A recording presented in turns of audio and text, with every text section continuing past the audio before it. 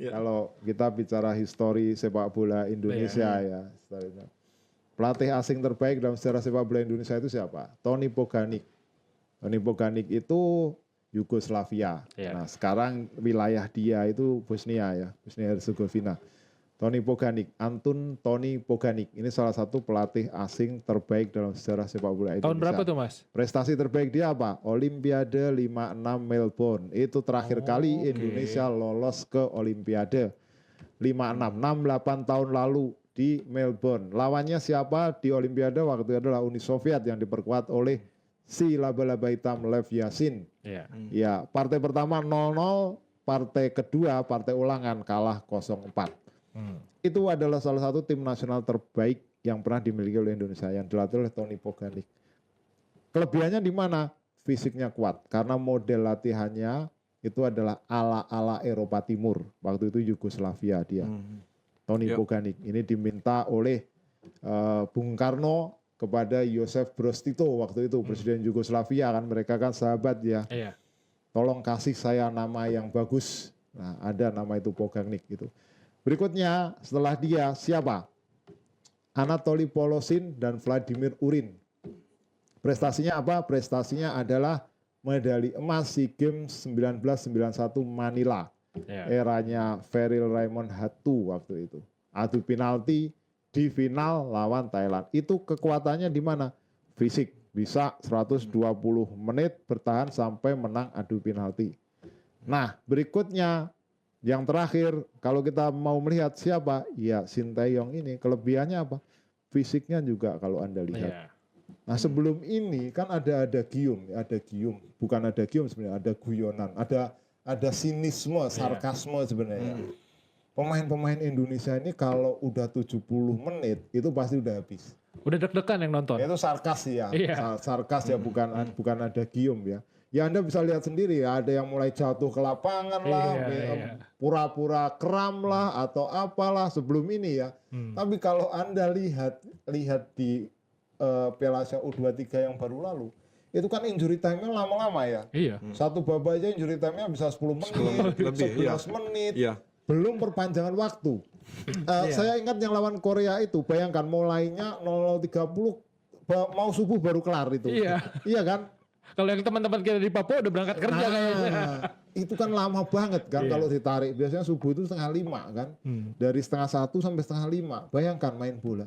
Tapi pemain kita enggak seperti sarkasme yang dulu menit 70 udah pada berguguran, pada berjatuhan. Udah pasrah gitu. Iya, itu kan kalau itu kan seperti ledekan ke tim-tim Asia Tenggara ya. Fisiknya itu menjadi handicap lah. Iya benar. Tapi Sinteyong ini dia perbaiki itu fisik. Berhasil membenahi selama 4 tahun ini ya. Kelihatan kan, kelihatan. Secara kasat mata, secara telanjang saja sudah kelihatan. Dan itu yang dilakukan sebenarnya oleh Polosin, Urin, Pogani. Jadi secara berulang lah, histori repete ya. Ya berulang, ya fisik. Kalau mau Indonesia sepak bola maju, yang nomor 1 fisik. Berarti juga pemainnya harus dibenahi. Pemainnya berarti lebih disiplin juga dong. Nah, iya betul. Ya fisik itu kan kaitannya macam-macam ya. Ada suplai gizi, ada istirahat, ada pola latihan yang jelas, atau kemudian latihan di luar lapangannya juga rezimnya itu juga harus ada aturannya yang jelas. Terus ada juga jangan lupakan juga ada sekarang itu apa namanya sport science. Jadi itu sebuah kombinasi yang tidak sederhana. Nah kalau dulu kan kita lihat pemain Indonesia nongkrong dugem gitu. Ini saya punya pengalaman sendiri. Saya dulu kuliah di Jogja. Nah, karena saya suka bola, saya suka nyamperin tuh hotelnya tim nasional kalau pas lagi TC atau training center di Jogja. Nah, saya nggak usah sebut nama deh. Itu pemain-pemain pada ngerokok itu kan. Aduh, ini kan ya itu realita. Kedisiplinan itu ya. Realita ya. Kalau fisik itu ya banyak tadi itu di situ kaitannya itu tali temalinya itu banyak. Ya satu persatu kalau bisa dibenahin.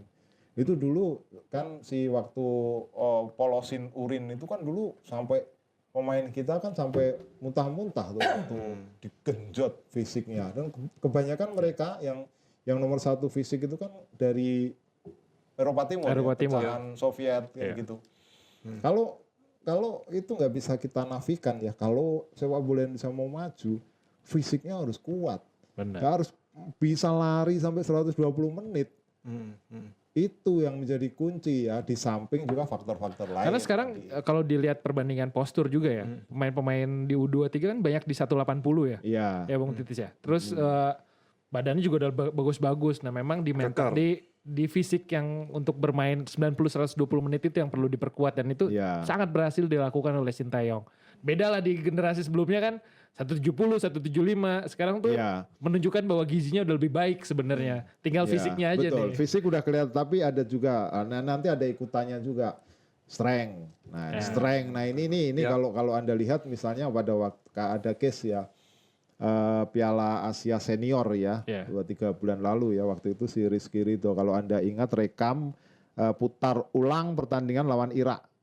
Anda lihat atau ingat waktu itu gol yang membuat Irak unggul adalah bola ditaruh ke kotak penalti, kemudian Rizky Ridho duel dengan pemain Irak. Iya. Rizky Ridho agak jatuhnya itu kuda-kudanya nggak sempurna. Tapi pemain Irak ini masih bisa melepaskan tendangan yang menjebol gawang Hernando waktu itu.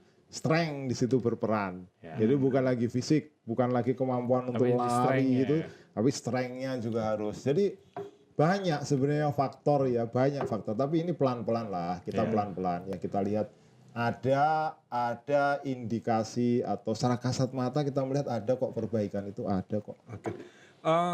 Masih terakhir nih. Seru ya. Seru ya. Seru ya. Soal kadang kan gini, kita publik melihat itu kan kadang nggak sabar. Iya. Pengen selalu menang, pengen harus segera juara. Iya. Apa itu proses? Apa itu proses gitu. Orang sudah taunya pelatih kita sudah mendatangkan pelatih hebat. Iya. Kelas dunia, Sintayong.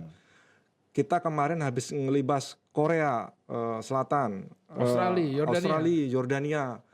Terus kemudian pada titik euforia yang tertinggi. Iya. Terus kemudian kita menyaksikan 2 kali timnas kalah lawan Iya. Uzbek dan Irak. Terus kemudian berbalik dari euforia yang kita angkat-angkat timnas, kemudian ada sebagian yang kemudian mencibir Iya. ke pemain maupun performa dari timnas. Padahal kalau kita lihat kan pemain kita itu kan under 23 itu kan baru dalam proses ya Mas. Iya. Enggak, maksudnya dalam melihat proses sepak bola itu kan memang harus ada proses atau memang ya kita memang sedang dalam tahap nggak bisa sesuatu tuh instan gitu. Iya, jadi gini, untuk menuju sebuah